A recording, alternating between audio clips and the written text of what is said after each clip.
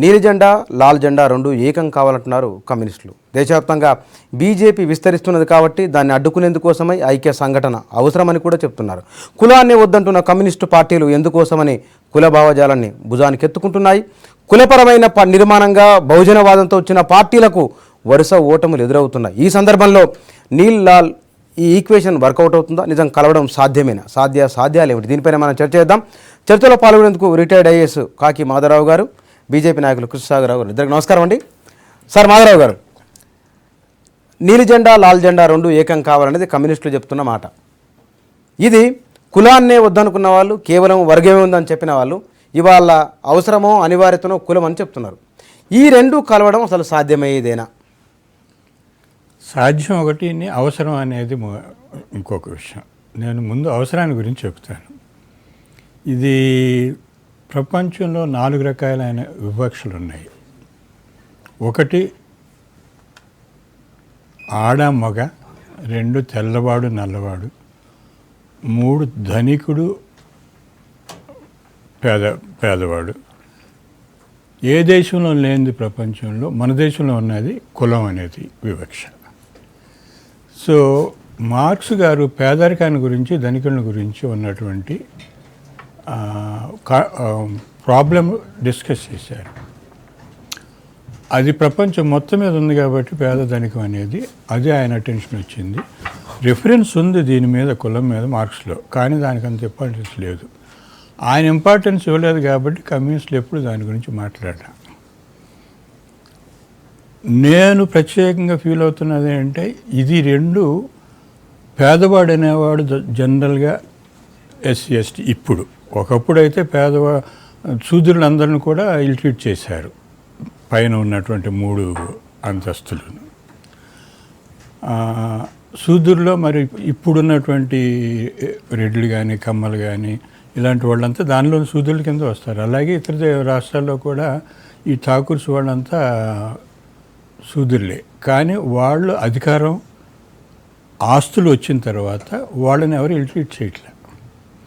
అంచేత వీళ్ళకి ఎంపవర్మెంట్ రావాలి, వీళ్ళకి వివక్ష పోవాలన్నప్పుడు మార్క్స్ అంబేద్కర్ అనే దానికి ఒక వారధి కట్టాలి. ఆ వారధి కట్టడానికి చాలా అవసరం ఉంది కాబట్టి నేను ఆ వారధికి మొదటి ఇటుకని వేస్తాను అని చెప్పేసి నేను 10 ఏళ్ల క్రితం డిక్లేర్ చేశాను గవర్నమెంట్లో రిటైర్ అయిన తర్వాత.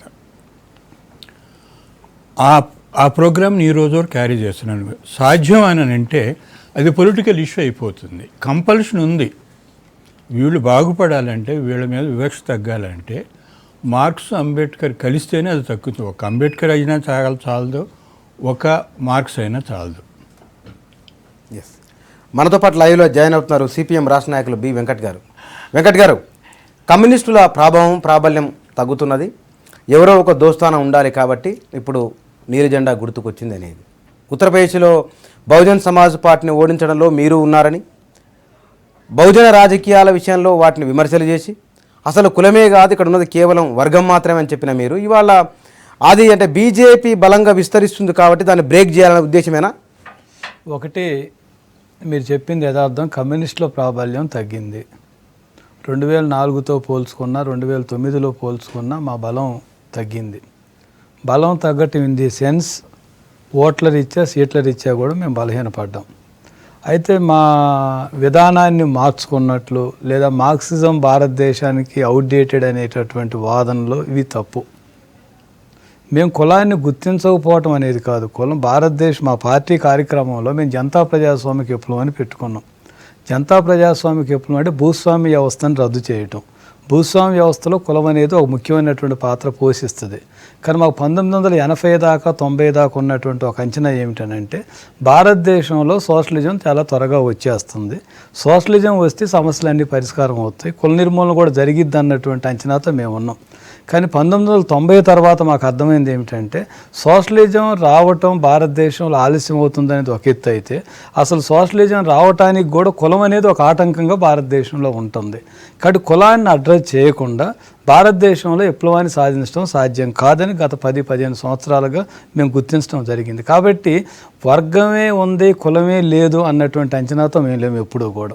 భారతదేశంలో వర్గం ఉంది, అలాగే కులం కూడా ఉంది. ఇంకో రకంగా చెప్పాల్సి వస్తే ఆర్థిక దోపిడీ జరుగుతుంది, సామాజిక అణిచివేత కూడా ఉంది. మన సార్ చెప్పింది నేను విన్నాను. మార్క్స్ భారతదేశ పరిస్థితులను అధ్యయనం చేయలేదు అసలు అనేది తప్పు. అసలు భారతదేశంలో స్వయం సంపూర్ణ ఆర్థిక గ్రామీణ వ్యవస్థ ఉంది, దాంట్లో కులం అనేది కూడా ఒకటి ఉందని మార్క్సిజం అయితే ఒక విశాలమైనటువంటి ప్రపంచాన్ని విశ్లేషణ చేసేది. అందుకే మార్క్సిజం చెప్పేది కూడా ఏమిటంటే నిర్దిష్ట పరిస్థితులు నిర్దిష్టంగా అన్వయించుకోవటం. ఈరోజు భారతదేశంలో ఉన్న పరిస్థితులకు అనుగుణంగా అన్వయించుకోవటంలో మేము కొన్ని సందర్భాల్లో నానాడున్న భౌతిక పరిస్థితుల్లో కొన్ని లోపాలు చేసాం. అంటే మీకన్నా బీజేపీ బలంగా విస్తరిస్తున్నందుకు, బలపడుతున్నందుకు భయంతోనే ఈ పని మీద. బీజేపీ బలపడటం బలహీనపడటం అనే దాంతో కొన్ని సందర్భాల్లో కొన్ని అంశాలు ముందుకు వస్తాయి. ఆ ముందుకు వచ్చినప్పుడు అదే ముందుకు జరిగే అవకాశం ఉంటుంది. వాస్తవంగా బీజేపీ బలపడ్డది కాబట్టి అనేది ఒకటే కాదు, బీజేపీ బలపడక ముందు కూడా మేము ఆత్మవిమర్శ చేసుకున్నాం. 2004లోనే మేము సిపిఎం మేము కోజికోడ్ కాన్ఫరెన్స్లో తీర్మానం చేశాము. 12 సంవత్సరాలు మా బలంగా ఉన్న రోజుల్లో అదేమిటి అని అంటే మనం సామాజిక అంశాలకు సరైన ప్రాధాన్యత ఇవ్వటం లేదు, ఇది మనం తప్పు. మనం ఇతరితర ఓట్లు సీట్లే చూస్తున్నాం తప్ప ఇతర బూర్జువా పార్టీలతో పొత్తులు పెట్టుకొని దాని చుట్టూ తిరుగుతూ ఈ ఆర్థిక రాజకీయ అంశాలలో సామాజిక అంశాల్లో మనం వర్గ పోరాటం నిర్లక్ష్యం చేస్తున్నామని 2004లో 64 ఎంపీల సీట్లు ఉన్నప్పుడే మేము గుర్తించాం. యూపీఏలో ప్రధానమైన యూపీ అధికారం రావటంలో కీలకమైనటువంటి పాత్ర పోషించిన సందర్భంలో కూడా మేము అంగీకరించాం. కాబట్టి మా బలహీనతలను గుర్తించడం, ప్రజల దగ్గర చెప్పుకోవటంలో మేము అవమానంగా ఫీల్గాం. వాస్తవం ఏమిటనంటే మేము త్వరగా భారతదేశంలో సోషలిజం వస్తుంది అని అనుకున్నాము, కానీ 90 తర్వాత సోషలిజం రావడానికి ఆలస్యం అవుతుంది. రెండోది ఏమిటనంటే అసలు భారతదేశ ప్రత్యేక పరిస్థితుల్లో సోషలిజం రావడానికి కూడా కులాన్ని అడ్రస్ చేయకుండా సాధ్యం కాదు. ఈ కులం అనేటటువంటి అణిచివేత ఉందని మేము గుర్తించి దాని మీద ముందుకు అవసరమే కాదు, ఇప్పుడు ఇంకోటి కూడా ముందుకు వచ్చి దీన్ని గుర్తించడంతో పాటు భారతదేశంలో ఉన్న పరిస్థితుల్లో మతోన్మాద శక్తులు బలపడుతున్నాయి, భారతదేశ సమైక్యతకు సవాలుగా ఉంటున్నాయి. డాక్టర్ బిఆర్ అంబేద్కర్ రాసినటువంటి రాజ్యాంగంలో ఉన్నటువంటి పౌర హక్కులు కానీ ప్రజాస్వామ్య హక్కులను కానీ కాలు రాసే ఒక ప్రమాదం వచ్చింది. ఇంకో రకంగా చెప్పాల్సి వస్తే మేము మా కార్యాచరణలో ఉన్నటువంటి మా లోపాలను మేము అర్థం చేసుకున్నాం. అంబేద్కరిస్టులుగా ఉన్నటువంటి వాళ్ళు కూడా కమ్యూనిస్టులు అంబేద్కరిస్టులు కలవకపోతే భారతదేశంలో విముక్తి జరగదు, సామాజిక వర్గాలకు కానీ అనే దానికి వచ్చాం. ఇక ప్రశ్న లేదు, మీరు విన్నారు. అంటే మాధవరావు గారు, వెంకట్రావు గారు పెద్దలు, వారిని వ్యక్తిగతంగా నేను బాగా గౌరవిస్తాను. కమ్యూనిస్ట్ పార్టీ మీద కూడా భారతదేశంలో ఒక వర్గ ప్రజలకి, అంటే ఒక కులం ప్రజలకు కాదు, ఒక వర్గం ప్రజలకి చాలా పెద్ద గౌరవం ఉండేది. అయితే నేను నిన్న వారు చేసిన వ్యాఖ్య ఏదైతే ఈ లాల్ నీల్ అనే వ్యాఖ్య చేశారో అది చారిత్రాత్మక తప్పిదంగా నేను భావిస్తాను. ఇది వ్యూహాత్మకంగా చాలా పెద్ద తిరోగమనానికి నాంది పలికే పరిస్థితి. వాళ్ళు అంతే డెస్పరేషన్లో, అంటే ఒక రాజకీయ అనిశ్చితి వాళ్ళ పార్టీల్లో ఇప్పటికే 3-4 ముక్కలు అయింది. అది పార్టీ 1920లో పుట్టిన పార్టీ 1962లో ఒకసారి, 64లో ఒకసారి, 66లో ఒకసారి. ఈరోజు అసలు పేరెంట్ పార్టీ ఏమో 2 నెంబర్లనే ఉన్నది, ఒకటి రాజ్యసభలో ఒకటి లోక్సభలో. అట్లీస్ట్ వెంకటరావు గారి పార్టీ 9-8 నంబర్లతో పార్లమెంట్లో ఉన్నది. అయితే ఇప్పుడు ఆలోచించాల్సింది ఏంటంటే కమ్యూనిజం అన్నది, కమ్యూనిస్ట్ పార్టీ ఐడియాలజీ అన్నది, మార్క్సిస్టు లెనినిస్టులు భారతదేశం గురించి మాట్లాడడానికి అప్పుడు భారతదేశం ఉంటే కదా, ఏ విధమైన జియోగ్రఫికల్ పొజిషన్లో భారతదేశం లేదు 1920స్లో. కాబట్టి మార్క్సిజం లెనినిజం 1920స్లో స్టార్ట్ అయింది, అప్పటి నుంచి వ్యాపించింది. దాని తర్వాత స్టాలినిజం, దాని తర్వాత మావోయిజం, ఇప్పుడు ఇవన్నీ కలిసినా కూడా అంటే చైనాలో మావోయిజం, దాని తర్వాత రష్యాలో స్టాలినిజం, తర్వాత communist party of Soviet union కానివ్వండి, వాళ్ళ ఐడియాలజీ ఆఫ్ స్టాలిన్ నుంచి అంటే మార్క్సిజం లెనినిజం నుంచి డిరైవ్ చేసిన స్టాలినిజం కానివ్వండి, ఇవన్నీ కూడా ఫండమెంటల్గా దేని మీద డిపెండ్ అయినాయంటే ఇకానమిక్ మోడల్ మీద డిపెండ్ అయినాయి. అంటే ఎగెయిన్స్ట్ క్యాపిటలిజం పనిచేశారు వాళ్ళు. క్యాపిటలిజంకి ఎగెయిన్స్ట్గా కమ్యూనిస్టిక్ ఐడియాలజీ వచ్చింది. రెండో విషయం ఏంటి అంటే సింగిల్ పార్టీ స్టేట్ అనేది వాళ్ళ హార్ట్ ఆఫ్ ద మ్యాటర్. ఈరోజు మొత్తం యావత్ ప్రపంచంలో కూడా ఎన్నో, అంటే ఇప్పుడు యుఎస్ఎస్ఆర్ కూడా ఒకప్పుడు ఎట్లయితే communist party of Soviet Union ఉండేనో, ఇప్పుడు అది కూడా పోయినాక మిగిలింది లాఓస్, వియత్నాం, చైనా, క్యూబా. వీటిల్లో మీరు చూస్తే నిజమైన కమ్యూనిజం అంటే అది. అక్కడ నిజమైన కమ్యూనిస్ట్ పార్టీ ఎట్లుంటాయంటే సింగిల్ స్టేట్ పార్టీస్, ఎకానమీ మొత్తం క్యాపిటలిస్టులకి వ్యతిరేకంగా ఉంటుంది, సోషలిస్ట్ ఐడియాలజీతో నడుస్తూ ఉంటాయి. కాబట్టి అది ఏది కూడా, ఏ ఫార్ములా కూడా ఇక్కడ ఉన్న ఇండియన్ కమ్యూనిస్ట్ పార్టీల్లో 1920s నుంచి వాళ్ళు ఎస్టాబ్లిష్ చేసినప్పటి నుంచి కూడా 1962లో ఎస్టాబ్లిష్ చేసిన వీళ్ళు 64లో ఎస్టాబ్లిష్ చేసిన సిపిఐఎం అప్పటి నుంచి కూడా బీజేపీ మతతత్వాన్ని అడ్డుకోవాలని నేను చెప్తాను. ఎందుకంటే మీరు ఇప్పుడు ఇద్దరు మాట్లాడిన నేను కూడా భారతీయ జనతా పార్టీ తరఫున నేను ఏం చెప్తా ఉన్నా అంటే మీరు అడగొచ్చు ప్రశ్న, మీరు అడగండి. అదే బీజేపీ మతతత్వ ప్రమాదాన్ని అడ్డుకోవడం కోసమై వారు అంటున్నారు సోషలిజం ముందే వస్తుంది అనుకున్నాం, రాలేదు, అది లేట్ అవుతుందని చెప్తున్నారు వారు. ఇవాళ ఎందుకు ఈ మాట అనాల్సి వచ్చిందంటే బీజేపీ రావడం అనేది ప్రాథమిక హక్కులకు భంగం కలుగుతుంది, ఈ మతతత్వాన్ని అడ్డుకునే కోసమైనా ఒక స్టేట్మెంట్ ఇస్తున్నారు. అంటే చాలా అంటే నేను అదే అంటున్నా, ఇది వ్యూహాత్మక తప్పిదం అని ఎందుకు అంటున్నా అంటే వాళ్ళకి చారిత్రాత్మక అవకాశం ఒకటి వచ్చింది. ప్రధానమంత్రి మోదీ గారు కూడా మన రాజ్యసభలో యెచూరి గారితో మాట్లాడుతూ మీ జ్యోతి బసు గారి దగ్గర నుంచి మొదలు పెడితే మీ పెద్ద పెద్ద నాయకులందరూ కూడా మేము చేస్తా ఉన్న డిమానిటైజేషన్ని మీరు ముందే ప్రపోజ్ చేసినారు, కాబట్టే మీరు 7 సంవత్సరాలు జ్యోతి బసు గారు, 7 టర్ములు జ్యోతి బసు గారు, 2 టర్ములు బుద్ధదేవ్ గారు అంత పెద్ద ఎత్తున వాళ్ళు కొన్ని రాష్ట్రాలని పాలించగలిగినరు అంటే వాళ్ళ సంక్షేమ రాష్ట్రాలుగా వాటిని చూడగలిగినారు. అది ఎందుకు చూడగలిగినరు? వాళ్ళు ఇట్లాంటి పెట్టి పాలిటిక్స్కి ఎప్పుడు స్టూప్ కాలే, ఈ కుల రాజకీయాలకు ఎప్పుడు రాలే కమ్యూనిస్ట్ పార్టీలు.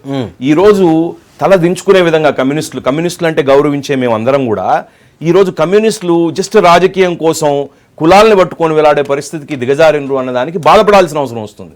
ఎందుకంటే చాలా ఉన్నత స్థాయిలో వాళ్ళు క్లాస్ స్ట్రగుల్, నేను గౌరవంగా చెప్తున్నా, class struggle, class consciousness, Marxism, Leninism, Stalinism, Maoism propose చేసింది ఇది. అంటే class states, working class states, USSR కానివ్వండి, క్యూబా కానివ్వండి, లావోస్ కానీ. అయితే ఇప్పుడు మీరు సడన్గా విజయన్ గారి నాయకత్వంలో అక్కడ సరే యెచూరి గారు ముందున్నా కూడా విజయన్ గారి ఇదైతే విజయన్ గారి రాజకీయ చతురతగానే కనబడుతుంది నాకైతే. భారతీయ జనతా పార్టీ తరఫు నుంచి వారు రాజకీయంగా ఎత్తుకోవడం అనుకుంటున్నారు కానీ ఇది కంటెంపరీ పొలిటికల్ స్ట్రాటజీ కాదు. ఎందుకంటే జస్ట్ రీసెంట్లీ మనం ఉత్తరప్రదేశ్లో 57% దళిత వాళ్ళ తప్పు ఏమన్నా కానీ అది సాధ్యమా కాదా? అయితే ఇప్పుడు లాల్ నీల్ ఇంకేనా 4-5 జెండాలు కలుపుకున్నా కూడా, ఎందుకంటే నీల్ అనేది మా జెండాలో ఆల్రెడీ ఒక పార్ట్ ఆఫ్ ఎజెండా. కాబట్టి అన్ని జెండాలు భారతీయ జనతా పార్టీలో ఉన్నాయి కాబట్టి మేము నేషనలిస్ట్ పార్టీ, జాతీయత ఉట్టిపడే పార్టీ కాబట్టి ఈ రోజు ఇంత పెద్ద సమర్థన మాకు నేను ఒకటి సెంటెన్స్ చెప్తాను. నేను ఏమంటున్నా అంటే లాల్ నీల్ అనేది ఇంపాసిబిలిటీ, ఒక కళ మాత్రమే. నీల్ అనేది ఏ పార్టీతోని కూడా ఏ పార్టీ ఓట్ బ్యాంక్ కాదన్నది చాలా నీల్ లాల్ అనేది కలనా వాస్తవమా ఆచరణ సాధ్యమా దీనిపైన చర్చించే డిస్కషన్లో నీల్ లాల్ జెండాల ఏకీకరణ ఐక్యత పైన మనం చర్చ చేస్తున్నాం. మనతో పాటు చర్చలో జాయిన్ అవుతున్నారు సామాజిక బహుజన ఉద్యమ నాయకులు సాంబశివరావు గారు. నమస్కారం అండి సాంబశివరావు గారు. ఇందాక జరిగిన చర్చలో కమ్యూనిస్టు పార్టీలు మీలాంటి దళిత బహుజన ఎజెండా మీద పనిచేస్తున్న జెండాలు మీరు అంతా కలిసి పనిచేయాలని నిన్నటి మీటింగ్లో అన్నమాట. కమ్యూనిస్టు పార్టీలు కలవాలని ఎప్పటి నుంచో అనుకుంటున్న మాట ఇది బీజేపీని అడ్డుకునేందుకోసమే చేయాలనేది ఒక మాట అంటున్నారు. ఇది నిజంగా ఈ కలయిక అనేది సాధ్యమా? ఎప్పుడైనా ఏదైనా సాధ్యమా అసాధ్యమా అని ఒక అభిప్రాయానికి రావటానికి ప్రపంచంలో అనుసరిస్తున్నటువంటి విధానం ఏంటంటే ఈజ్ దేర్ ఎ నెసెసిటీ, ఒక ఆవశ్యకత ఉందా లేదా, ఆవశ్యకత వాస్తవికంగా ఉందా లేదా, ఈ రెండింటిని చూసినాక ఇంటర్ప్రిటేషను భవిష్యత్తులో అవుతుంది కాదు అనేటటువంటి ప్రిడిక్షన్స్ ఎవరికైనా ఉండొచ్చు, కావచ్చు కాకపోవచ్చు. దాన్ని బట్టి చూస్తే ఈ దేశం ప్రపంచంలో ఎక్కడ లేని కుల వ్యవస్థ అనే ప్రత్యేక వ్యవస్థతో నియంత్రించబడుతున్న అన్ని అంగాలు నియంత్రించబడుతున్నాయి. ఇక్కడ కుల వ్యవస్థ అనే దాంతో it is A remote control, it controls all the channels of the TV. అట్లాంటిది తరతరాలు కొనసాగుతున్నది. అయితే ఇక్కడ పూర్వకాలంలో వర్ణ వ్యవస్థ కాలంలో వర్ణ రూపంలో కానీ కుల వ్యవస్థ కాలంలో కుల రూపంలో కానీ తప్ప వర్గం కనపడలేదు 2 యుగాలు. ఆధునిక యుగంలో బ్రిటిష్ వాళ్ళు వచ్చి కొన్ని సంస్కరణ చేసినాక, రైతువారి సంస్కరణలు, జమీందారీ సంస్కరణ చేసినాక, ఇండివిజువల్ ప్రాపర్టీని మొదటిసారి ఏర్పాటు చేసినాక వర్గం దాని ముఖంతో కనపడింది ఆధునిక యుగంలో. నేనేమంటున్నానంటే క్లుప్తంగా ఒక్క మాటలో క్లుప్తత అట్లా జరిగిన తర్వాత ఉన్న వ్యవస్థ కులవర్గ వ్యవస్థ. ఇంకొంచెం స్పష్టంగా చెప్పాలంటే కుల నియంత్రిత వర్గ వ్యవస్థ, కాస్ట్ కంట్రోల్డ్ క్లాస్ సిస్టమ్, కులాధీన వర్గ వ్యవస్థ. దాన్ని బీజేపీ బద్దలు కొడుతుంది. అందుకే ఎవరు బద్దలు కొడతారు, ఎవరు ముద్దు పెట్టుకుంటారు తర్వాత వద్దాం. I'm starting with reality and the necessity. ఎందుకంటే నేను ఈ దేశంలో పుట్టాను, ఈ దేశంలో హిందూ చట్టంలో ఏదో కులానికి సంబంధం లేకుండా వ్యక్తిగత అస్తిత్వం లేదు. నేను ఒక మంగళ కులానికి సంబంధించిన వాడిగా పుట్టి పెరిగాను. ఒక అమ్మ నాన్నలకు పుట్టాను, ఒక తెలుగు బిడ్డగా పుట్టాను, ఒక భారతదేశంలో పుట్టాను, ఒక మంగళగా పుట్టాను. 3 ఐడెంటిటీస్ ఉన్నాయి నాకు. నా కుల ఐడెంటిటీ నా ఎదుగుదలని అడుగడుగున అడ్డుకుంటూ వస్తున్నది. అనుకుంటున్నాను నేను ఈ కులం అడ్డుకోవడం లేకపోతే నేను ఇంక ఎదిగేవాడినేమని. ఇది నా పర్సనల్ ఎక్స్పీరియన్స్ నుంచి ఈ గడ్డ మీద పుట్టినటువంటి అణిచివేత గురవుతున్న కులం నుంచి మాట్లాడేవాడిని. తర్వాత నిజాల గురించి మాట్లాడతాను. నేను ముందు నిజాలతో ప్రారంభిస్తాను. I'm coming to conclusion. The reality of Indian social system is caste controlled class system. కుల ఆధారిత లేదా కుల నియంత్రిత కులాధీన వర్గ వ్యవస్థ. అయితే ఈ విషయాన్ని కారం చేడు తర్వాత మాలాంటి వాళ్ళకి కళ్ళు తెరిచినాయి. నేను అప్పుడు దాకా ఒక నక్సలైట్ ఉద్యమంలో పనిచేశాను. ఆ తర్వాత మేము 93లో ఇదిగో ఈ పుస్తకంలో పాత పాట సాక్షిగా కొత్త పాట అని చెప్పి లాల్ నీల్ జెండా వేసి ఇది అవసరం అని చెప్పి. ఏ సంవత్సరం అది? 93. ఓకే, అవసరం చెప్పుకుంటూ వచ్చాం. 95లో మారోజు వీరన్న కులవర్గ సిద్ధాంతం, జమిలి సిద్ధాంతం అని చెప్పి ఆయన పేరిట ఆ సిద్ధాంతం పాపులర్ అయింది. ఈ మధ్యలో కేజీ సత్యమూర్తి గారు పీపుల్స్ వరకు once is general secretary of all India party. He join hands with Edureetha team. CPI ML people's war నుంచి ఎంఎల్ సెంటర్ ఒక సంస్థను ఏర్పాటు చేసి అక్కడ కూడా మేము కులవర్గ సిద్ధాంతం అని చెప్పాం. అయితే ఒక్క 2 ముక్కలు. ఒకటేంటంటే ఇండియన్ రియాలిటీ కుల అధీన వర్గ వ్యవస్థ అయినప్పుడు అప్పటిదాకా కమ్యూనిస్టులు ఏం చేశారో మేము విమర్శ చేశాం. నేను కమ్యూనిస్టులని మీరు తీసుకోండి అని అడిగాము, తీసుకోకుండా మమ్మల్ని బయటికి నెట్టారు. సత్యమూర్తి గారు తీసుకోండి అని అడిగారు కులాన్ని, అది తీసుకోకుండా బయటికి. మరి ఇప్పుడు మళ్ళీ వస్తామంటున్నారు కదా? అది చెప్తున్నానండి. అందుకనే నేను అంటున్నాను, ఆ రోజు ఏ రోజు ఓ రోజు రాకపోదులే మా రోజు అని చెప్పి అనుకున్నాను. అది నిన్న వచ్చిందని చెప్పి నేనే ప్రకటించాను. కానీ వెంకట్ గారు, సిపిఎం సిపిఐ ఇద్దరే కలవాలని అంటూనే ఉన్నారు. రోజు వార్తలు వస్తున్నాయి, ఏదో సందర్భంలో మాట్లాడుతున్నారు. కానీ ఇది కేవలము అంటే మీరు ఇవాళ బీజేపీ పెరుగుతుంది కాబట్టి దాన్ని ఏదో రకంగా బ్రేక్ చేయాలి. నిజంగానే బీజేపీ కనుక కులాన్ని అడ్రస్ చేయకుండా బీజేపీ కనుక ప్రజల అభిమానాన్ని చూరగొనుకుంటే కనుక, వాళ్ళు ఆదరించుకుంటే కనుక ఇంత పెద్ద వచ్చేది కానే కాదు కదా. నేను మొదటే ఒక విషయం చెప్పానండి. బీజేపీ పెరుగుదల కంటే ముందే 2004లోనే మేము గుర్తించాము. సామాజిక అంశాలలో మా పోరాటం నిర్లక్ష్యం చేయబడ్డది, అశ్రద్ధ జరిగింది, దానికి ప్రాధాన్యత ఇవ్వాలని మేము గుర్తించాం. ఈరోజు బీజేపీ కోసం గుర్తించడం కాదు. కానీ ఒకటి సంతోషం ఏమిటనంటే, కృష్ణసాగర్ గారు చెప్పినట్టుగా లాల్ నీల్ జెండాల ఐక్యం కాదని వారు అన్నారంటే మేము ఇప్పుడు కరెక్ట్గా ఉన్నామని అర్థమవుతుంది. ఎందుకట్లా? వారు అన్నారంటే మేము కరెక్ట్ పాత్రలో ఉన్నట్టే. వారు నిజంగా మాకు సర్టిఫై ఇస్తే ఎక్కడో తప్పు చేస్తున్నట్టు, ఎక్కడో ఒక దగ్గర తప్పు చేస్తున్నట్టు అనుకోవాలి. కానీ మేము లాల్ నీల్ జెండా అంటే జెండాలు కమ్యూనిస్టులకు ఎర్ర జెండా, నీల్ జెండా అంటే ఈ దేశంలో అణగారినటువంటి కులాలను రిప్రజెంట్ చేస్తుంది. అది బీజేపీ ఇంకోటి కూడా చెప్తున్నారు కదా, బీజేపీ ఇంకోటి కూడా చెప్తారు, అంబేద్కర్ గారి జెండా మాది కూడా ఒకటి, చాలా విషయాలు చెప్తుంటారు, ఏదైనా చెప్పుకోవచ్చు. కానీ ఒక బ్లూ జెండాకు ఒక ప్రాధాన్యత ఉంది. అంబేద్కర్ గారి సిద్ధాంతం, మార్క్స్ సిద్ధాంతంలో కొన్ని నివేదనలు ఉండొచ్చు, కానీ ఒకటి కామన్ ఉంది. భారతదేశంలో కుల నిర్మూలన జరగాలని కోరుకోవటంలో ఈవెన్ కమ్యూనిస్టుల కంటే ఒక అడుగు ముందు అంబేద్కర్ గారు ఉన్నదాన్ని మనం చూసాం కార్యాచరణలో. కాబట్టి ఆ తరగతులను అందరినీ రిప్రజెంట్ చేస్తుంది బ్లూ జెండా. ఒక వర్కింగ్ క్లాస్గా రిప్రజెంట్ చేస్తున్నటువంటిది ఎర్ర జెండా. ఈ రెండూ కలవటం అంటే అర్థం ఏమిటనంటే వర్గ దోపిడీ, సామాజిక అణిచివేతలకు వ్యతిరేకంగా ప్రజలు ఐక్యం కావాలని. దళిత ఎజెండాను బీజేపీ క్యారీ చేస్తున్నాం, ప్లేస్ లేదు అని వారు అంటున్నారు. సరే, వారు చాలా అనుకోవచ్చు అండి. దళిత ఎజెండా ఇవాళ చూస్తాము. ఈరోజు ప్రజలు వారి అవసరాల కోసం కొంతమంది ఇదే దళిత ఇప్పటికి కూడా కొన్ని అబద్ధాలు చెప్పుకునే అవకాశం మనకు చాలా రావచ్చు. కానీ అత్యధిక శాతం దళితులు బీఎస్పీకి యూపీలో ఓట్లేశారు. మరి ఇదే చెప్పాల్సి వస్తే పంజాబ్లో ఎందుకైనా లేదు బీజేపీకి, గోవాలో ఎందుకనే లేదు బీజేపీకి. బీజేపీ ఓటింగ్ పంజాబ్లో ఎంత నుంచి ఎంత శాతం తగ్గింది.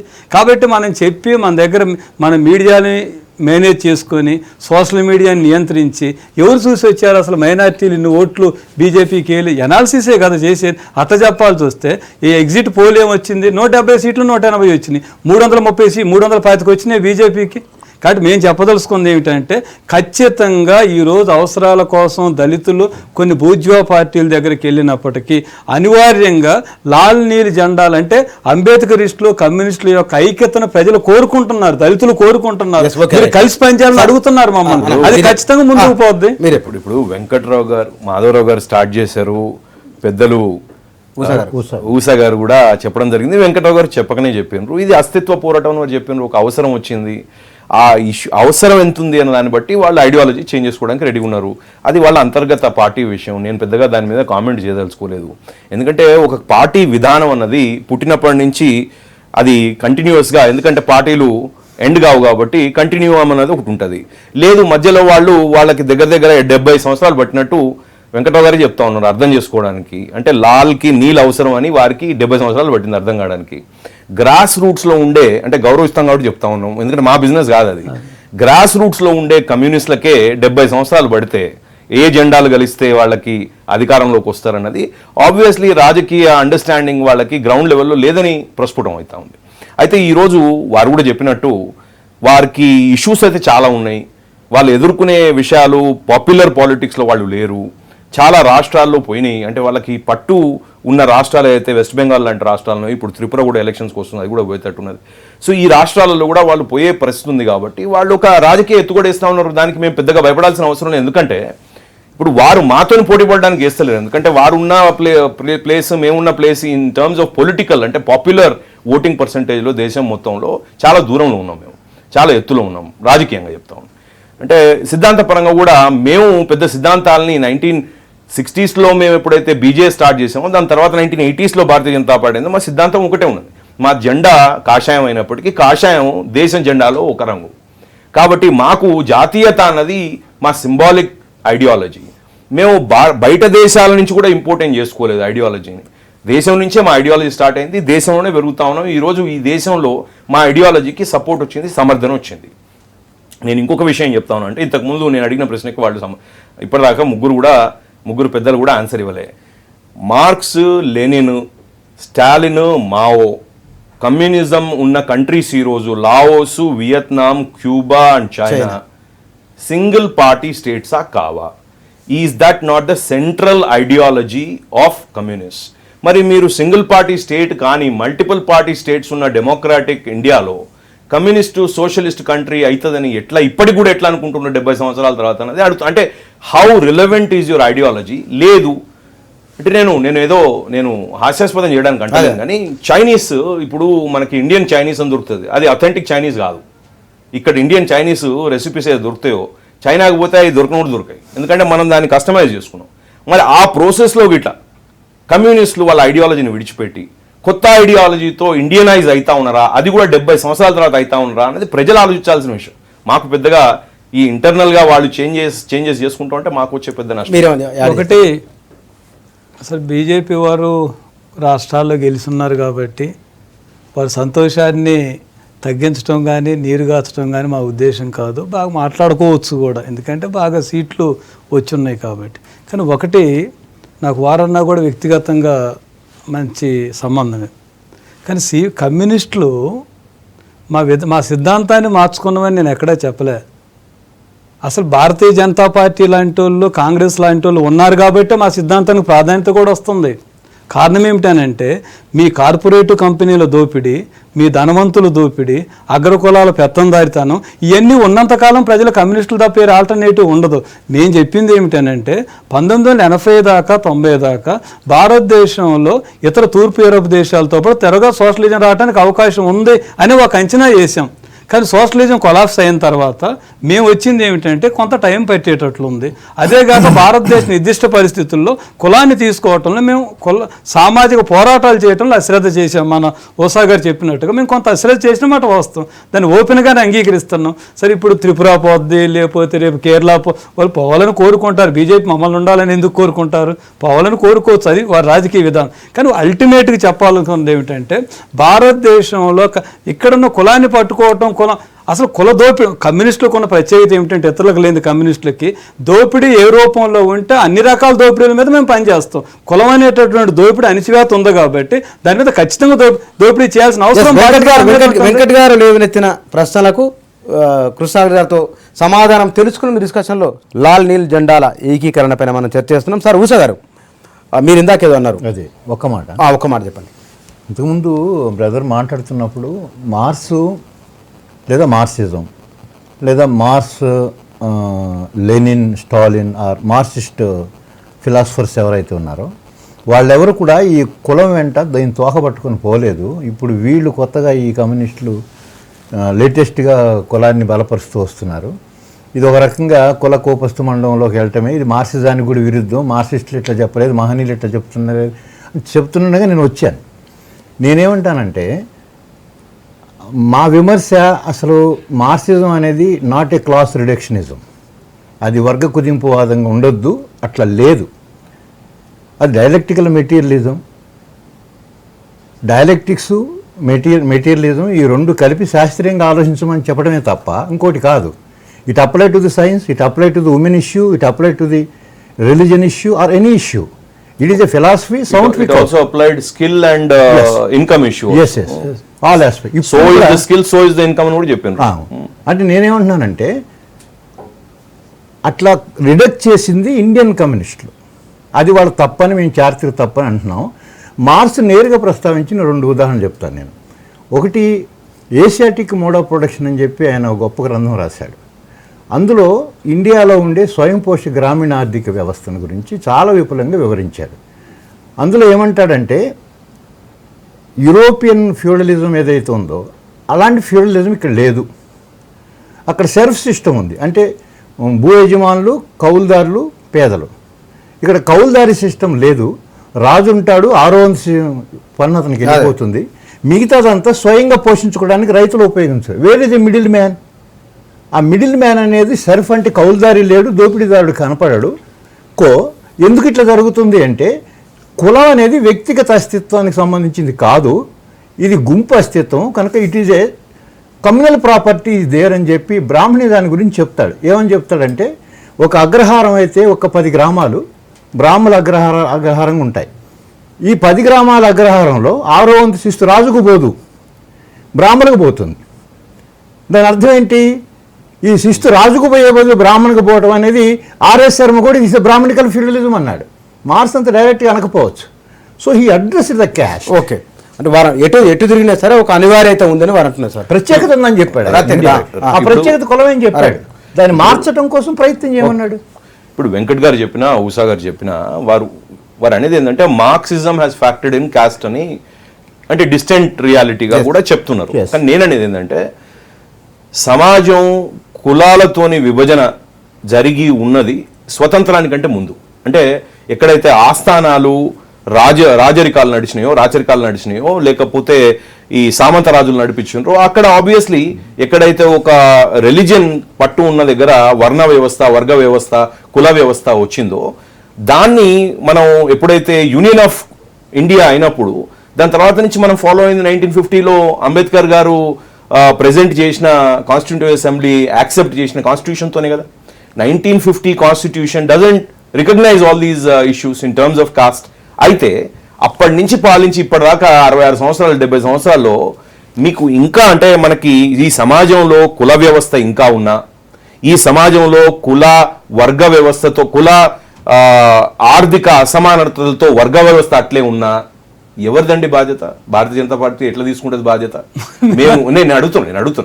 ఇప్పుడు మీరు భారతీయ జనతా పార్టీ మీద ఫోకస్ చేసి అంటా ఉన్నారు, భారతీయ జనతా పార్టీ ఇట్లా చేసింది అట్లా చేసింది, మీకు ఓట్లు వచ్చినా కూడా లెక్క తప్పులు అంటున్నారు. సరే, నేను పార్టీని అంటున్నా, రాజకీయ పార్టీ వెంకట్ గారికి ఏం చెప్తా ఉన్నా నేను అంటే భారతీయ జనతా పార్టీ ఒక వాజ్పేయి గారి సమయంలో తప్పించి అంతకు ముందు జనతా పార్టీలో మనం అందరం కలిసి పనిచేసినంత అప్పుడు తప్పించి ఇప్పుడు మొన్న 2014 దాకా మేము అసలు రాజ్యమే వెళ్ళలేదే. మరి ఇంత భయంకరమైన కుల రాజకీయాలు నడుస్తూ కుల వ్యవస్థ వర్గాల్ని నియంత్రించే పరిస్థితి దాకా తీసుకొస్తే అది ఎవరి మీద బాధ్యత? మీరు ఎప్పుడైనా చెప్తారండి క్లియర్గా కాంగ్రెస్ బాధ్యత ఇదని? కాంగ్రెస్ తోని కలిసి మీరు పనిచేస్తారు. కాంగ్రెస్ దేశాన్ని మతపరంగా కులపరంగా డివైడ్ చేస్తుంది. ఇంటలెక్చువల్స్ అయినా మీకు అది అర్థం కూడా అవుతుంది. మీకు అర్థం కాకపోయిన విషయం కూడా కాదు. టీఆర్ఎస్ పార్టీ ఉంటే నేను అర్థం చేసుకుంటా, వాళ్ళకి అర్థం కాదు, వాళ్ళకి విఘ్నులు లేరని. మీరందరూ విఘ్నులు, మీరందరికీ విఘ్నత ఉన్నది. అసలు మీరు చెప్పండి, మేము భారతీయ జనతా పార్టీ ఎక్కడున్నది? మతపరంగా కులపరంగా దేశాన్ని విభజించడానికి భారతీయ జనతా పార్టీ ఎప్పుడు ఈ రాజ్యాన్ని పాలించిందని? 6 సంవత్సరాల మొత్తం దేశాన్ని మొత్తం మేము నాశనం చేసినామా? వాజ్పేయి గారి టైంలో 26 పార్టీలతో కూర్చొని మేము చేయలే కదా. కాబట్టి నేను మిమ్మల్ని చాలా అంటే మిమ్మల్ని చేతులు జోడించి అనేది ఏంటంటే మీరు నిజంగా భారతీయుల కోసం పనిచేయాలనుకుంటే కమ్యూనిస్టులను మేము గౌరవిస్తామని నేనే కాదు, మా ప్రధానమంత్రి గారు కూడా రాజ్యసభలో నడి బొడ్డులో చెప్పారు. మేము గౌరవిస్తాం. ఎందుకు గౌరవిస్తాం అంటే మీరు ప్రజలకు దగ్గర ఉండేటోళ్ళు అని గౌరవిస్తాం. ఈ రోజు మీరు కాంగ్రెస్ పార్టీ రాజకీయాలు, అది కాంగ్రెస్ పోయింది, ఖతమైపోయింది. ఇప్పుడు ఆ కాంగ్రెస్ పార్టీ రాజకీయాలు మీ భుజాల మీద వేసుకొని చేస్తామంటే అది మీ ఇష్టం అని మళ్ళీ రెండోసారి కూడా చెప్తా ఉన్నా. కానీ మీ లక్ష్యం అంతకంటే పెద్దగా ఉండాలి. మీ లక్ష్యం జాతీయత కావాలి. అంటే మేము పెట్టలేము అది ఐడియాలజీలో మీకు. కాబట్టి మేము కోరుతాం అట్లీస్ట్ మీరు అదే వాయిస్ తోని ఒకటి నిమిషం లాల్ నీళ్ళు ఏదైతే ఉందో ఆ లాల్ నీళ్ళు మీరు నడిపించుకోండి, కానీ అట్లీస్ట్ కాంగ్రెస్ ని ఎక్స్పోజ్ చేయండి అంటున్నాం. ఎందుకంటే ఈ పరిస్థితి అంతా క్రియేట్ చేసింది కాంగ్రెస్ పార్టీ కదా. ఒక నిమిషం మాధవరావు గారు, సార్ ఇద్దరు ఆర్గ్యుమెంట్ విన్నారు కదా సార్, నిజంగానే వీరు చేసిన దాంట్లో కొన్ని ఆర్గ్యుమెంట్స్ ఉన్నాయి. మరి ఇప్పుడు ఇది ఆయన చెప్పినట్టు ఈ అధికారంలో ఉన్నది ఎక్కువ కాలం కాంగ్రెస్. ఇది అసమానతలు వచ్చింది, ఆర్థిక అసమానతలు వచ్చినప్పుడు ఎంత దారుణంగా ఉన్నాయంటే కాన్స్టిట్యూషన్ రాకముందు, ఇండిపెండెన్స్ రాకముందు ఉన్నటువంటి ఇన్ఈక్వాలిటీస్ కన్నా ఈ రోజుని 1000 రెట్లు పెరిగింది. కాన్స్టిట్యూషన్ ఏమి రాసుకున్నా మనం ఉన్న ఇన్ఈక్వాలిటీస్ తగ్గించాలని చెప్పేసి ఆర్టికల్ 39లో రాసుకుంటే 38-39లో అప్పటికన్నా ఇప్పుడు 1000 రెట్లు పెరిగింది. దాని కారణం అని అన్నట్టు వీళ్ళు 2014లో వచ్చినందుకు కారణం కాదు, లేకపోతే అంతకుముందు వాజ్పేయి ఉన్నంత కాదు. ఇది ఎందుకు వచ్చిందని అంటే ఈ రెండింటికి ఉన్నటువంటి అవినాభావ సంబంధంతోనే వస్తుంది. అధికారంలో ఉన్న ఎవరండి పన్ను ఎలా వస్తుంది? పేదరికం పోవాలంటే ఈ రోజుని రెవల్యూషన్ రావాలి, అందరు ధనికులను చంపేయాలి, అది ఒక మార్గం.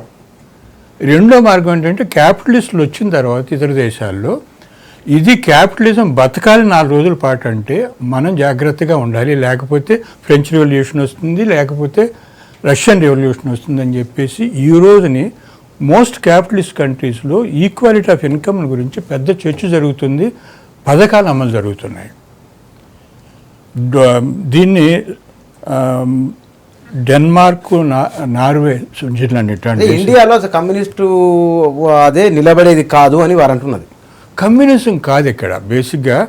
ఇదేదో బీజేపీ గెలిచింది ఇదనేది కాదునే. ఇప్పుడు ఆయన అన్నాడు 19 ఇయర్లో స్టార్ట్ చేసేమన్నారు మీరు, 93లో.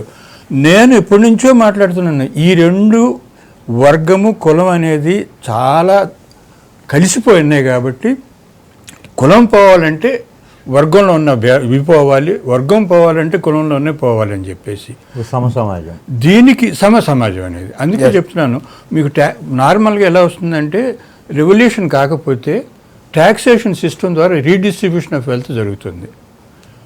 ఉన్న వాడి దగ్గర ట్యాక్స్ ఎక్కువ కలెక్ట్ చేసి లేని వాడికి ఆ డబ్బు వచ్చే పరిస్థితి చేయాలి. ఇది ట్యాక్స్ సిస్టమ్ మన ఇండియాలో వర్స్ట్ ఫామ్గా ఉంది. ఇది 30%, వేరేజ్ క్యాపిటలిస్ట్ కంట్రీలో 50-40% ఉంది. నీల్ లాల్ జెండాల కలయిక మీద మనం చర్చ చేస్తున్నాం. వెంకట్ గారు, ఇందాక మీరు మాట్లాడుతూ చాలా ప్రశ్నలు మీకు సంధించండి, మీ సమాధానం. మొదటిది ఏమిటంటే భారతదేశంలో ఇంకా కుల వ్యవస్థ ఇంత తీవ్ర స్థాయిలో ఉండటానికి ఒక బీజేపీ కారణమని మేము అంటలే. ఎక్కడ దేశాన్ని ఎక్కువ కాలం పరిపాలించిన కాంగ్రెస్ ప్రధానమైనటువంటి కారణం, దాంట్లో ఎలాంటి సందేహం లేదు. మరి కృష్ణసాగర్ గారికి ఎందుకు అనుమానం వచ్చిందో తెలియదు, కానీ కాంగ్రెస్ యొక్క పాపాలు ఈ దేశం ఇట్లా కావటంలో ప్రధానమైన పాత్రది. కాంగ్రెస్ పాపాలే బీజేపీ అనుకూల అంశాలుగా మారుతున్నాయి. ఇది గొప్ప ఎజెండా ఉంది, జనం ఓట్లేస్తున్నారు అనేది కూడా కాదు. కాంగ్రెస్ పాపాలు భరించలేక బీజేపీకి జనం దగ్గర అవుతున్నారు. కాబట్టి కాంగ్రెస్ పాపాలు లేవు అనేటటువంటిది కాదు.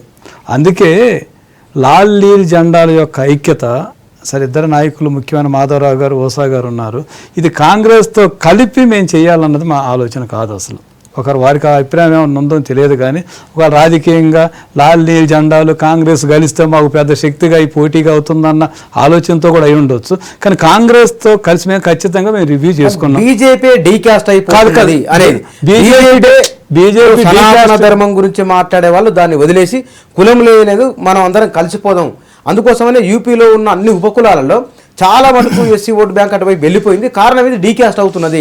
బీజేపీ డీకాస్ట్ కావటం లేదు, బీజేపీ అసలు క్యాస్ట్ ముందుకు వస్తుంది. మీరు డీకాస్ట్ అవుతుంది అనుకుంటే చాలా పొరపాటు. బీజేపీ యూపీలో ఆడినటువంటి పెద్ద నాటకం ఏమిటనంటే యాదవులకు వ్యతిరేకంగా మిగిలినటువంటి అన్ని బీసీ ఉపకులాలను దగ్గరకు తెచ్చుకోగలిగారు. ఎస్సీల్లో మాయావతి సబ్ క్యాస్ట్ తప్ప మిగిలిన సబ్ క్యాస్ట్లు అందరిని ఆర్గనైజ్ చేసుకోవటం కోసం ప్రయత్నం చేశారు. ఇక్కడ మందకృష్ణ గారిని ఎస్సీ వర్గీకరణ కోసం అవసరం ఉంది కేంద్రంతో. ఇక్కడ బీజేపీ దగ్గరకు తీసుకొని ఈ నినాదాన్ని నార్త్లో కానీ కర్ణాటకలో కానీ నేను చెప్పదలుచుకుంది ఏమిటనంటే, ఒకటి ఈరోజు భారతదేశంలో కుల వ్యవస్థ పెరగటంలో కాంగ్రెస్ పాత్ర అయితే బీజేపీ దాన్ని మరింత ఘనీభవించేటట్టుగా చేస్తూ ఉంది. దాంట్లో సందేహం లేదు. కాంగ్రెస్ ఆర్థిక విధానాల ద్వారా ప్రయత్నం చేస్తే ఆర్థిక విధానాలతో పాటు ఒక హిందుత్వ సిద్ధాంతం పేరుతో బీజేపీ మరింత దాన్ని ముందుకు తీసుకెళ్ళడం కోసం ప్రయత్నం చేస్తూ ఉంది. కాబట్టి దీన్ని ఎదుర్కోవటానికి కాంగ్రెస్తో కలిసి లాల్ నీల్ జెండాలు ప్రయత్నం చేయాలన్న ఉద్దేశం మాకు లేదు. ఇంకోటి కూడా మేము ఒకదానికి వచ్చాం. కాంగ్రెస్తో కలవటం అని అంటే బీజేపీ బలాన్ని పెంచటమే, కాంగ్రెస్తో కలిసి పనిచేయటం అని అంటే. కాబట్టి అందువల్ల అట్లా కలిసే ప్రశ్న మేమైతే ఖచ్చితంగా వస్తాం. ఆల్టర్నేటివ్ బీజేపీ విధానాల బలాబలాల రీత్యా సంఖ్యరీత్యా వారు అనుకున్నట్టు మాకు అంత ఓట్లు లేకపోవచ్చు, కానీ బీజేపీ కాంగ్రెస్ ఆర్థిక విధానాలకు కానీ బీజేపీ హిందుత్వ విధానాలకు కానీ ఖచ్చితంగా ఈ దేశంలో ఆల్టర్నేటివ్ విధానాలు కమ్యూనిస్టులు అంబేద్కరిస్టులు మాత్రమే భారత సమాజం ముందు ఉంచగలుగుతాయి. బీజేపీ టీకాస్ట్ చేస్తుందన్నారే, అది వాస్తవం కాదండి. వాజ్పేయి గారి టైంలో ఇలాంటి రియాక్షన్ వచ్చిందా బీజేపీ మీద? ఇవాళ ఎందుకు వస్తుంది? సో నా ప్రశ్న ఏంటంటే, మోదీ గారి ప్రభుత్వాన్ని, మోదీ గారి పంధాని బీజేపీ మన వాజ్పేయి గారి ప్రభుత్వం వాజ్పేయి పంధాతో పోలిస్తే డీకాస్ట్ అయిందా, లేకపోతే మోర్ సెక్టేరియన్ అయిందా అనేది మనకు అర్థమవుతుంది. అప్పుడు లేని వ్యతిరేకత ఇప్పుడు ఎందుకు వచ్చింది? ఆబ్వియస్లీ ఓనా చూసినా, లేకపోతే యూనివర్సిటీ హైదరాబాద్ రోహిత్ కేసు చూసినా, ఇంకెక్కడ చూసినా కూడా డీకాస్ట్ అయిన సింబల్స్ లేవు, ఆపోజిట్ వస్తున్నాయి. It's not correct. Right sir. అయితే అంటే నేను ఒక ప్రశ్న ముగ్గురు పెద్దలకు కూడా ఒకటి ఏదలుచుకున్నది ఏంటి అంటే, లాల్ నీల్ కలుస్తుందని వారు ఎంత అనుకుంటున్నప్పటికీ అది హంస పాలన నీళ్ళని వేరు చేస్తున్నట్టు అంబేద్కర్ గారి స్కూల్ ఆఫ్ థాట్కి కమ్యూనిస్ట్ స్కూల్ ఆఫ్ థాట్కి ఎక్కడ కూడా ఒక మీటింగ్ పాయింట్ లేదని మేము గట్టిగా భావిస్తాం. ఎందుకంటే అంబేద్కర్ ఒక కాన్స్టిట్యూషనల్ వాది, ఒక ప్రజాస్వామ్యవాది. కమ్యూనిస్టులు ఒక సింగిల్ పార్టీ స్టేట్ వాదులు. తర్వాత వాళ్ళకి కంప్లీట్లీ ఆపోజిట్ క్యాపిటలిజం, వాళ్ళు పెట్టుబడిదారి వర్గానికి ఆపోజిట్ అంటారు. కానీ ఇప్పుడు చైనా చేసేది వేరు, కేరళ చేసేది వేరు. కేరళ కూడా సమిట్లు పెడతా ఉన్నారు, ఇన్వెస్ట్మెంట్ ఇన్వైట్ చేస్తూ ఉన్నారు. కాబట్టి డూప్లిసిటీ అన్నది తప్పకుండా ఉన్నది. అయితే వెంకట్ గారు అన్నట్టు కమ్యూనిస్టులు మాకు ఆల్టర్నేట్ అవుతారు నేషనల్ సీన్లో అంటే మేము వారిని ఆహ్వానిస్తాం. ఎందుకంటే out of the two evils వారు బెటర్ ఈవిల్ అని మేము అనుకుంటాం. కాంగ్రెస్ కంటే ప్రజల బాగోగుల గురించి ఆలోచన చేసే వాళ్ళల్లో కమ్యూనిస్టులు గ్యారంటీగా కూడా కాంగ్రెస్ కంటే మంచి ఇంటెన్షన్స్ ఉన్నవాళ్ళని మేము భావిస్తాం ఇప్పటికి కూడా. కాబట్టి తప్పకుండా కూడా వారు ప్రత్యామ్నాయంగా ఎదగగలిగితే ప్రజాస్వామ్యంలో మాకు కూడా ప్రతిపక్షం కావాలి.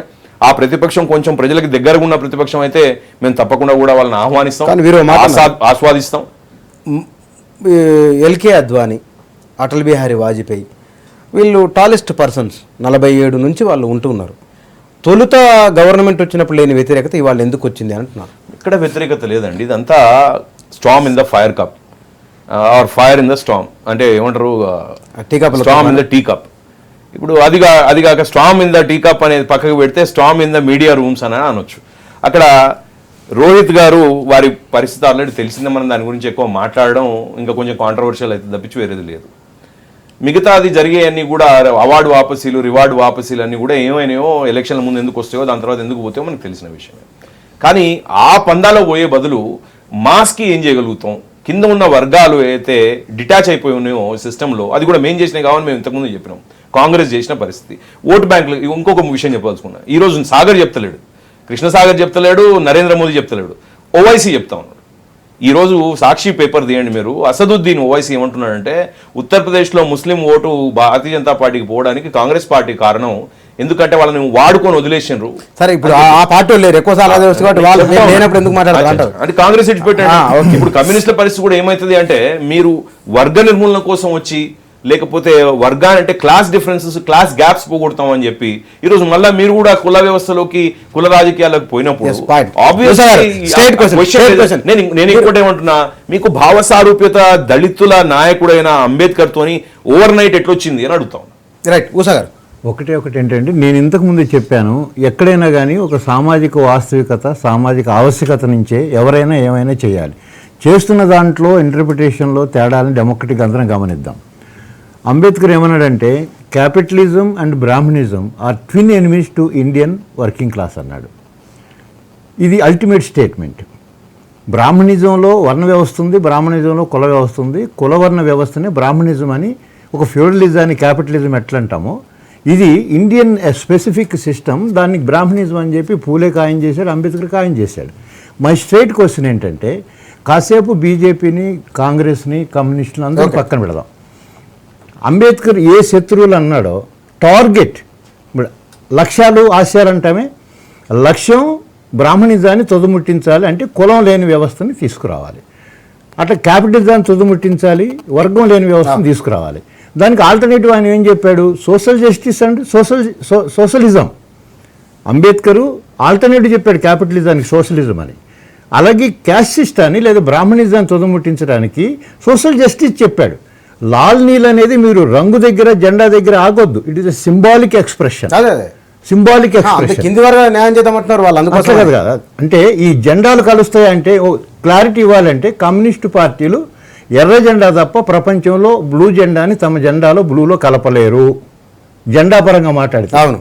ఎందుకంటే అప్పుడు మేము వీరన్న కలిసి ప్రయత్నం చేసినప్పుడు ఎర్ర జెండాగానే ఉంటుందని. కానీ ఉషా గారు 2 ఎర్ర జెండాలు కూడా కలుస్తలేవు కదా, అది తర్వాత చూద్దాం. అది వాళ్ళ ఇంటర్నల్ సమస్య. ఇక్కడ కులంతో ముడిపెట్టిన బ్లూ అనేది ఏదైతే ఉందో, అంబేద్కర్ సింబాలిక్గా బ్లూ కలర్ని ఈ సామాజిక అణిచివేతకి ఒక సింబల్గా తీసుకున్నాడు, ఒక సంకేతంగా తీసుకున్నాడు. అట్లా గుర్తిద్దాం. అంటే అక్కడ రంగులు కలుస్తాయంటే నన్ను అడిగితే ప్రకృతిలో ఇంద్రధనుస్సు ఉంది. నిన్న కూడా యేసూరేదో మాట్లాడుతూ చెప్పాడు, ఒక రంగు బ్లూ ఒకవైపు ఉంటుంది, ఇంకొక రంగు ఎరుపు ఒకవైపు ఉంటుంది. మిగతా ఇంద్రధనుస్సులో ఉండే 7 రంగులు ఈ రెండింటి ఛాయలే. దానిలో కాషాయం కూడా ఉంటుంది, అన్నీ ఉంటుంది. అందుకని కాషాయాన్ని కూడా కలుపుకొని అది కషాయం కాకుండా కొంచెం మంచిగా రుచిగా మార్చుకునేట్టు చేసుకుందాం దాంట్లో ఎవరికి అభ్యంతరం లేదు. ఎవరు ఏమైనా సరే బ్రాహ్మణిజాన్ని తుదముట్టించి, క్యాపిటలిజాన్ని తుదముట్టించి వర్గరహిత, కులరహిత సమసమాజాన్ని స్థాపించాలని అంబేద్కర్ లక్ష్యం. ఈ లక్ష్యం దగ్గర పొలిటికల్గా అది వన్ పార్టీ డిక్టేటర్ సిస్టమా, డెమోక్రటిక్ సిస్టమా, ఆ చర్చ ఇంకోసారి వెళ్దామండి. ఫిలసాఫికల్ దీన్ని కమ్యూనిస్టులైనా, బీజేపీ అయినా, కాంగ్రెస్ అయినా తీసుకుంటారు. ఉషా గారిని కోరేది ఏంటి అంటే మన ఎక్స్ట్రీమిస్ట్ ఐడియాలజీలో ఒకరిని తుదముట్టిస్తే ఇంకొకరు బతికి బాగుపడతారు అనుకోవడం. సిస్టమ్ ని తొలగించాలంటే అంటే బ్రాహ్మణిజం అనేది ఒక సిస్టమ్, ఇరాడికేట్ ద సిస్టమ్. నేనేమంటున్నా అంటే క్యాపిటలిజం పోయి సోషలిజం రావాలనేది it is a human aspiration. నేనేమంటున్నా అంటే ప్రజల జీవన ప్రమాణాలను పెంచే విధంగా మన ఎజెండా ఉంటే బాగుంటది, కానీ ఇజంలని ఖతం చేయాల్సిన. జీవన ప్రమాణాలు మాధవరావు గారు, సాగర్ గారు, థ్యాంక్ యూ అండి. జెండాలు, ఎజెండాలు ఎవరి వెట్ల ఉన్నా సరే కానీ ఆయా సామాజిక, రాజకీయ సందర్భాలు, అనివార్యత, అవసరాన్ని బట్టి రాజకీయ ఏకీకరణ, విడిపోవడం జరుగుతూ ఉంటుంది. బహుశా భారతదేశ రాజకీయాలలో ఆ చారిత్రక అవసరం ఉందా లేదా అనేది ముందు కాలమే నిర్ణయించాలి, లేదా రాజకీయ పార్టీల ఆచరణనే దాన్ని క్రియేట్ చేస్తుంది అనుకోవచ్చు.